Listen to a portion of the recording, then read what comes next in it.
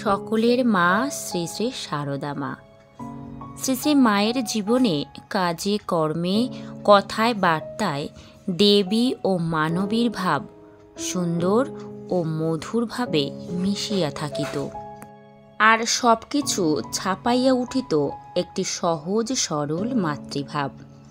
অগণিত ভক্ত নরনারীর মনে মা কে, মা কি, এরূপ কোনো প্রশ্ন জাগিত না।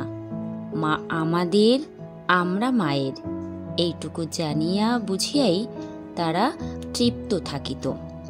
তাহাতেই তাহারা সব পাইত। জ্ঞান, ভক্তি, মুক্তি, সকলের মূলে যে প্রীতি ও বিশ্বাস, মায়ের স্নেহ দৃষ্টিতে তাহারা সেই দুর্লভ জিনিসটি লাভ করিত। মাতৃশক্তি যে সকল শক্তির আধারভূতা, মাতৃভাবেই যে সকল ভাবের সমন্বয়। আপনাকে রেখে ঠাকুর আগেই চলে গেলেন কেন? এ প্রশ্নের উত্তরে মা একবার ধীরভাবে বলিয়াছিলেন, মাতৃভাব জগতে বিকাশের জন্য এবার আমাকে রেখে গেছেন। এই মাতৃভাব উভয়েরই ভাব, ইহার বিকাশ দুজনেরই দায়। শ্রীরামকৃষ্ণ যে ব্রত প্রতিষ্ঠা করেছিলেন, মা প্রতি নিঃশ্বাসে প্রশ্বাসে তাহাই পালন করিতেন। মায়ের এই মাতৃভাব যে কত সুদূর প্রসারী ছিল, তাহা আমাদের কল্পনার অতীত। কশ্চিৎ কখনো কোনো সেবক বা সন্তানের মন সংশয়াক্রান্ত হইলে মা গভীরভাবে আত্মপ্রকাশ করিতেন। একদিন জনৈক অল্পবুদ্ধি সেবক উদ্বোধনে মায়ের ঘরে ঝাড় দিতে দিতে ভাবিতেছে, এ কার সেবা করছি, কেন করছি? ইনি রামকৃষ্ণ পরমহংসদেবের বিধবা স্ত্রী বই আর কিছু তো নন।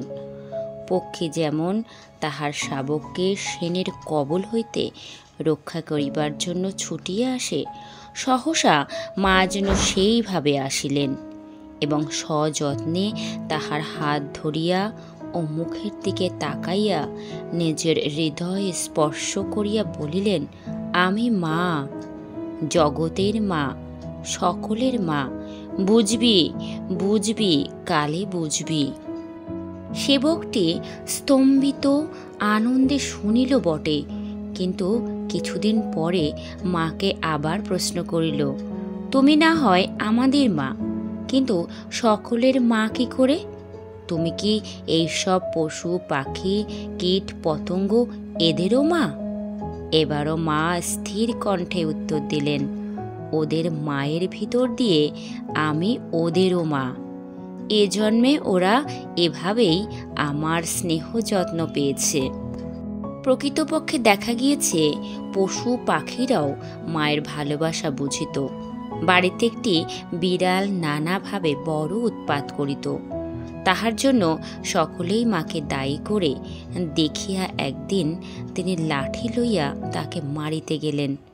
সেও মায়ের দুটি পায়ের মধ্যে নিশ্চিন্তে মাথা গুজিয়া রহিল। মা লাঠি উঁচাইয়া হাসি মুখে বলিলেন, কি রে, মারি বল দেখি, যেভাবে ও আশ্রয় নিয়েছে। সঙ্গিনী ও সেবকেরা হাসিতে হাসিতে বলিল, তোমাকে আর মারতে হবে না, ও তোমায় বুঝে নিয়েছে। শ্রী শ্রী সারদা মাকে জানায় সশ্রদ্ধ শত শত কোটি প্রণাম। সকল ভক্তদের উপর মায়ের আশীর্বাদ বর্ষিত হোক, এই প্রার্থনা কামনা করি।